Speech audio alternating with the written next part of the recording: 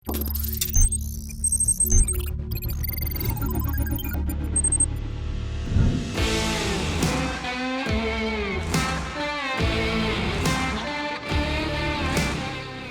C5 Aircross Bharat में PSA Peugeot Citroën group की पहली कार है। हाँ, अगर आप हाल ही में बनी कंपनी स्टेलेंटिस को देखें तो फिर जीप और फिएट यहाँ पहले से हैं। जो भी हो, फ्रांस की इस कंपनी का भारत आना एक बड़ा कदम है और ये पहली कार काफ़ी इम्पोर्टेंट भी है। इस कंपनी की सबसे पहली कार भारत में यहाँ पहुँची है और इसका लॉन्च बहुत जल्द हो जाएगा और इसके बारे में हम आपको सब कुछ बताएंगे, चलाने में कैसी है और इसके अंदर क्या क्या गैजेट्स और टेक्नोलॉजी भरी हुई है। इसलिए मेरे साथ आज साहिल भी यहाँ पे मौजूद है। हाय साहिल। लेकिन सबसे पहला और अहम सवाल ये है कि इस कंपनी का नाम है क्या? साहिल, एक बार फिर से गैस कर लीजिए। सिट्रन। सब गलत। इसका नाम है सिट्रोएन। थोड़ा सा शायद आपको इसकी आदत डालनी पड़ेगी, लेकिन जी हाँ, आप फिर से मेरे साथ कहिए सिट्रोएन। कंपनी का नाम कैसे लेना है, सिर्फ ये जानने के लिए आप ये वीडियो नहीं देख रहे हैं तो मैं आपको C5 एयरक्रॉस के बारे में बताता हूँ। सबसे पहले ये साफ करना ज़रूरी है कि C5 क्रेटा के सेगमेंट में नहीं आ रही है, बल्कि ये टूसॉन से टक्कर लेगी। एयरक्रॉस नाम सिट्रोएन की हर SUV के साथ जुड़ा होता है। क्यों? यूँ सोचिए कि फ्रांस के लोगों की सोच थोड़ी जुदा है।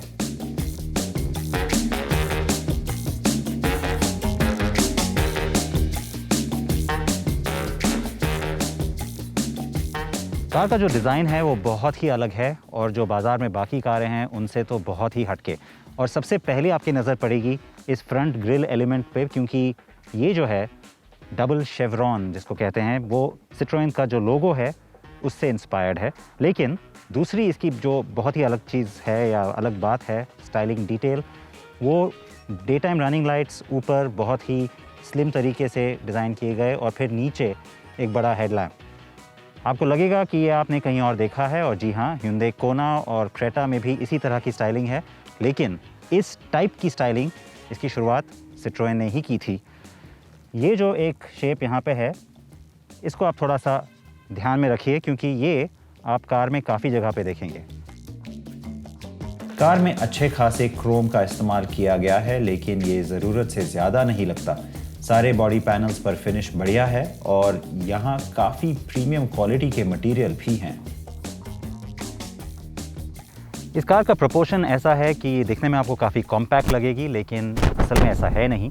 ये सेगमेंट की सबसे लंबी कार तो नहीं है, लेकिन जी हाँ, इसकी हाइट सबसे ज़्यादा है और चौड़ाई भी। और इसका ये जो एलिमेंट है, इस तरह का क्लैडिंग तो आप काफ़ी SUVs पे देख चुके हैं, लेकिन ये जो स्टाइलिंग एलिमेंट है ये सिट्रोएन के लिए ख़ास है और इसको कंपनी ने एक नाम भी दिया है। इसे कहते हैं एयर बम्प।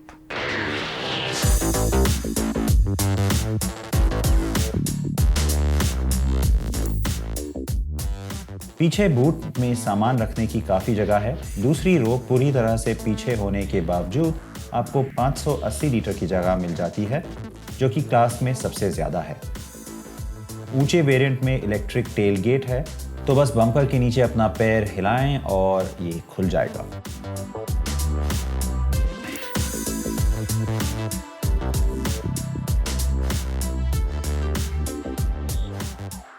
दूसरी रो की सीट आगे और पीछे हो जाती है और 3 बराबर हिस्सों में बटी हुई है। आप हर सीट को अलग से फोल्ड कर सकते हैं। सीट्स पर बढ़िया आराम देने के लिए काफ़ी ध्यान दिया गया है। हाँ, 3 अलग अलग हिस्से कुछ लोगों के लिए थोड़े पतले ज़रूर लग सकते हैं, मगर कहना होगा ये बेंच सीट से तो बेहतर है। और हाँ, 3 पॉइंट सीट बेल्ट तीनों यात्रियों के लिए है। सेफ्टी के मामले में C5 लदी हुई है और दोनों वेरिएंट्स पर सब कुछ स्टैंडर्ड है। 6 airbag, Isofix style seat mounts, ABS यानी कि एंटी लॉक ब्रेक, ESP या electronic stability programme, hill hold और डिसेंट, ट्रैक्शन कंट्रोल, अगले और पिछले पार्किंग सेंसर्स, एक reverse camera, electric parking brake, blind spot warning, और भी बहुत कुछ इसे सेफ्टी के लिहाज से बढ़िया कार बनाता है। इसे यूरो एनकैप में 4 सितारा क्रैश रेटिंग मिली है और हमें उम्मीद है कि इंडिया के लिए बनी कार भी ऐसी ही होगी। मैंने आपको बताया था कि ये इस सेगमेंट की सबसे चौड़ी कार है और इसका एहसास आपको इस कैबिन में ज़रूर मिलेगा। इस कार की जो सीट डिज़ाइन है वो बहुत अलग है। ना सिर्फ जिस तरह से ये दिखती है सीट, लेकिन ये सीट भी थोड़ी सी ज़्यादा चौड़ी है और इसमें हाई डेंसिटी फोम का इस्तेमाल किया गया है और इसके नीचे स्प्रिंग्स भी माउंटेड हैं ताकि आपको ज़्यादा कंफर्ट मिले। ओवरऑल जो डिज़ाइन है वो बहुत अलग है, बाकी कारों से आपको बहुत हटके लगेगा ये भी। ख़ास करके ये जो डुअल एसी स्टैक है यहाँ पे और जो दरवाजे में एलिमेंट्स हैं, पूरा जो ओवरऑल इफ़ेक्ट है वो बहुत अलग है और जो बाहर का कार का डिज़ाइन है उसको अच्छी तरह से कॉम्प्लीमेंट करता है। लेकिन इसके अलावा इसमें और काफ़ी कुछ है, इसके बारे में आपको साहिल बताएंगे बहुत जल्द। लेकिन मैं आपको एक चीज़ जल्दी से बता दूं कि पता चल जाता है कि ये एक लेफ़्ट हैंड ड्राइव कंट्री की कार है, क्योंकि ये जो इंजन स्टार्ट स्टॉप बटन है वो थोड़ा सा गियर लीवर के पीछे छुपा हुआ सा लगता है। आपको उसको पहुंचने में थोड़ी सी तकलीफ़ होगी और जो हुड रिलीज़ है वो भी आप देख सकते हैं लेफ़्ट साइड पे है, तो अगर आप अकेले हैं कार में तो उसको पहुंचना थोड़ा मुश्किल होगा। कुल मिलाकर कैबिन ज़्यादा आलीशान तो नहीं, लेकिन स्मार्ट नज़र आता है, मॉडर्न और सही तरीके से बनाया हुआ, और ये आपको पसंद आएगा। अब चलते हैं डॉक्टर बोन्स के पास। असलियत तो ये है कि उतने ज़्यादा फीचर्स नहीं है, मगर जो भी फीचर्स इस गाड़ी में हैं उनका एग्जीक्यूशन बहुत ही रिफाइंड है और बहुत ही बेहतरीन तरीके से सिट्रियन ने काम किया है। सब कुछ शुरुआत होती है ये 12.3 इंच मेन डिस्प्ले से। इसमें आपको स्पीडोमीटर, ट्रिप कंप्यूटर, सब कुछ डिजिटल डिस्प्ले के फॉर्म में मिलता है और उसका एनिमेशन और फॉन्ट्स बहुत ही खूबसूरत है। ऐसा लगता है सब कुछ एक साइंस फिक्शन मूवी से उठाया गया और मेरे को तो बहुत ही बेहतरीन लगा। लेफ्ट साइड में आपको एक मिलेगा 8 इंच का इंफोटेनमेंट डिस्प्ले। अब असलियत तो यह है कि सबसे बड़ा स्क्रीन नहीं है। आपको क्रेटा या सेल्टोस में 10.25 इंच स्क्रीन मिल जाता है, मगर इधर आपको ज़्यादा हाई रेजोल्यूशन स्क्रीन मिलता है, आपको ज़्यादा बेटर कलर्स मिलते हैं, बढ़िया व्यूइंग एंगल्स मिलते हैं और एक मैट फिनिश ऊपर मिलता है। और ऊपर से ये डिस्प्ले भी बहुत ज़्यादा रिस्पॉन्सिव है, तो इसका मतलब है जो अंदर प्रोसेसर है काफ़ी फास्ट है। ऊपर से इसका डिज़ाइन भी बहुत ही लॉजिकल है, बहुत ही आसानी से आप इसको फिगर आउट कर सकते हैं। ऊपर से आपको ये शॉर्टकट कैपेसिटिव बटन्स मिलते हैं म्यूज़िक के लिए, एयर कंडीशनिंग के लिए, नेविगेशन के लिए, फ़ोन के लिए और होम स्क्रीन के लिए। ओवरऑल बहुत ही अच्छे से उन्होंने इसको डिज़ाइन किया है। एंड्रॉयड ऑटो और एप्पल कारप्ले तो है ही और वो भी बहुत ही आसानी से चलता है, मगर एक छोटा सा क्वर्क है। जब आप एप्पल कारप्ले या एंड्रॉयड ऑटो चलाते हैं तो आपको स्क्रीन के अंदर एक इंटरफेस टच पॉइंट नहीं मिलता जो आपको वापस होम स्क्रीन पे ले जा पाए। आपको वापस बार बार ये छोटे से फ़ोन के बटन को दबाना पड़ेगा और वो कैपेसिटिव बटन है, उसमें कोई हैप्टिक फीडबैक नहीं है, तो आपको शायद धूप में तो दिखे भी ना, वो थोड़ी गड़बड़ है।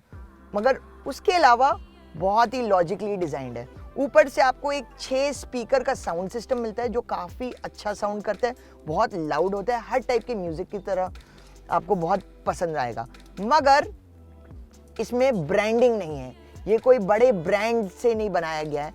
बोस की ब्रांडिंग नहीं है इसमें, JBL की ब्रांडिंग नहीं है, स्टॉक साउंड सिस्टम है, कुछ उतनी खास चीज़ नहीं है, मगर सुनने में काफ़ी अच्छा है। सिद्धार्थ पहले ही आपको गाड़ी के सेफ्टी फीचर्स के बारे में बता चुके हैं, लेकिन गाड़ी के ऑनबोर्ड कैमरास एंड सेंसर्स के बारे में मैं थोड़ी और डिटेल में बात करना चाहता हूँ। इस गाड़ी में सिट्रोएन ने बहुत ज़्यादा फोकस किया है सेफ्टी पे। तो आपको जो ये मेन इंफोटेनमेंट डिस्प्ले है उसमें आपको बहुत ही अच्छा व्यू मिलता है रिवर्स कैमरा का, बहुत ही हाई रेजोल्यूशन कैमरा है और लो लाइट परफॉर्मेंस बहुत ही अच्छी है, तो आपको क्लियरली अंधेरे में भी दिखेगा कि पीछे क्या हो रहा है। ऊपर से ये गाड़ी बहुत ही बड़ी है तो आपको ये पूरी विजिबिलिटी की ज़रूरत पड़ेगी। ऊपर से आपको 2 और मोड्स मिलते हैं, एक 180 डिग्री व्यू मिलता है और आपको एक जूम्ड आउट मोड मिलता है जो आपको ऊपर से भी पूरे स्पेशल अवेयरनेस देता है इस गाड़ी के बारे में। ऊपर से आपको साइड में मिलेगा ब्लाइंड स्पॉट डिटेक्शन जो बहुत ही हैंडी है और ज़्यादातर यूरोपियन गाड़ियों की तरह इसमें आपको बहुत सारे एयरबैग्स मिलते हैं, तो बहुत ही ज़्यादा सेफ रहेगी ये गाड़ी। ओवरऑल टेक्नोलॉजी के हिसाब से इसमें कुछ ज़्यादा हो नहीं रहा, वायरलेस चार्जिंग नहीं है, सिर्फ 2 USB पोर्ट है, एक आगे और एक पीछे, पर जो भी ये गाड़ी करती है वो बहुत ही अच्छी तरह से करती है। तो फीचर्स अच्छे खासे हैं, लेकिन इनकी भरमार नहीं है, जो इस बात की ओर इशारा करता है कि कीमतें लुभावनी हो सकती हैं। मेरे हिसाब से अगर दोनों वेरिएंट्स 20 से 25 लाख रुपए के बीच रहें तो बढ़िया होगा।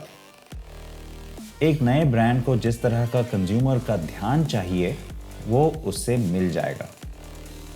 चलिए अब नई C5 एयरक्रॉस की ड्राइव करते हैं।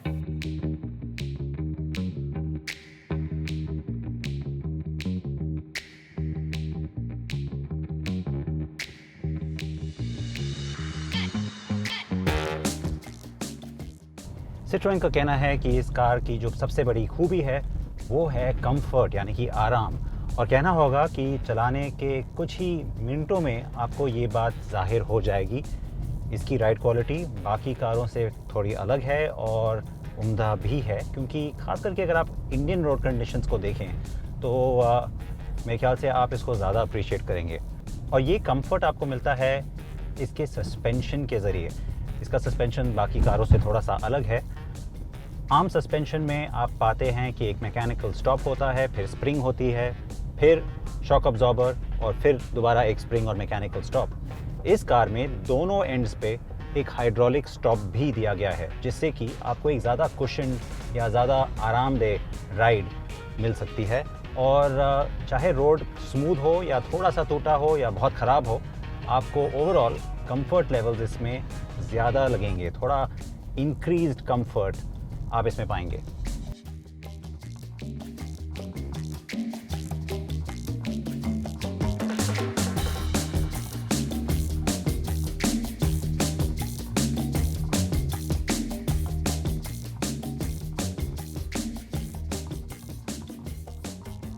बात अगर इंजन और परफॉर्मेंस की हो तो यहाँ हल्की सी कमी लगती है।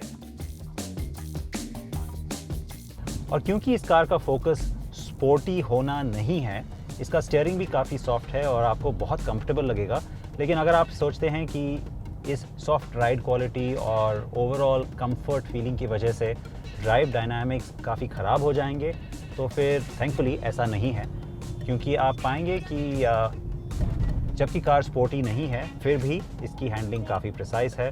वो वहीं जाएगी जहां आप ले जाना चाहते हैं, और इसका स्टीयरिंग भी काफ़ी प्रिसाइज है। ये ऐसा तो नहीं है जिसकी मुझे उम्मीद थी, लेकिन इसके स्पोर्टी एसयूवी होने का दावा कंपनी ने नहीं किया था, कुछ और कंपनियों की तरह। इस ऑटोमेटिक गियरबॉक्स का रिस्पांस थोड़ा और बेहतर हो सकता था, और ये आप महसूस तब करेंगे जब आप बहुत जल्दी डाउनशिफ्ट चाहते हैं और आपको लगता है कि थोड़ा सा हेजिटेशन, थोड़ा सा डिले है कार की तरफ से। लेकिन अच्छी बात यह है कि अगर आप कंट्रोल अपने हाथों में लेना चाहते हैं तो फिर इस पे पैडल शिफ्ट का विकल्प दिया गया है।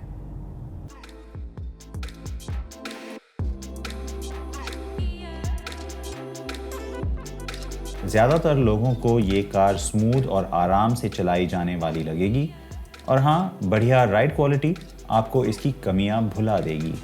C5 एयरक्रॉस में इको और स्पोर्ट ड्राइव मोड्स हैं, और जबकि यहाँ कोई ऑल व्हील ड्राइव नहीं है, सिट्रोएन ने ग्रिप कंट्रोल नाम के एक फीचर की पेशकश की है, जो ज़रूरत पड़ने पर अगले पहियों को बेहतर पकड़ देता है।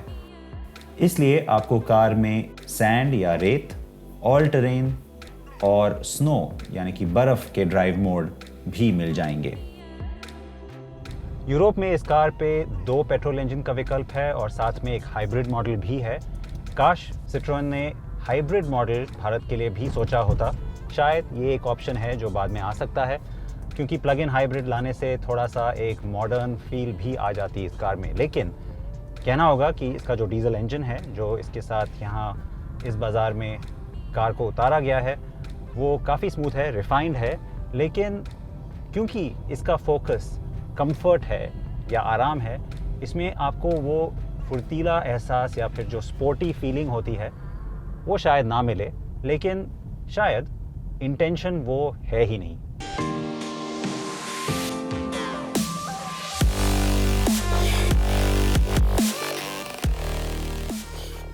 इसके बावजूद C5 Aircross एक फ्लैगशिप मॉडल होने के साथ साथ भारत में अपनी पारी की शुरुआत करने के लिए Citroën के लिए सही कार भी है।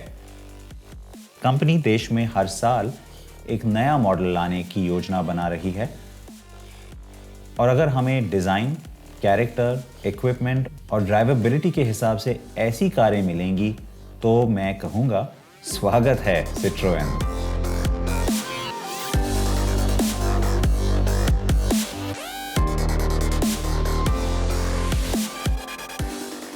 भारत में Citroën अपनी इनिंग्स की शुरुआत 10 शहरों में 11 डीलर्स के साथ करेगी और साथ में एक मोबाइल या नोमैडिक शोरूम भी आपको बहुत जल्द अपने शहर में नजर आएगी।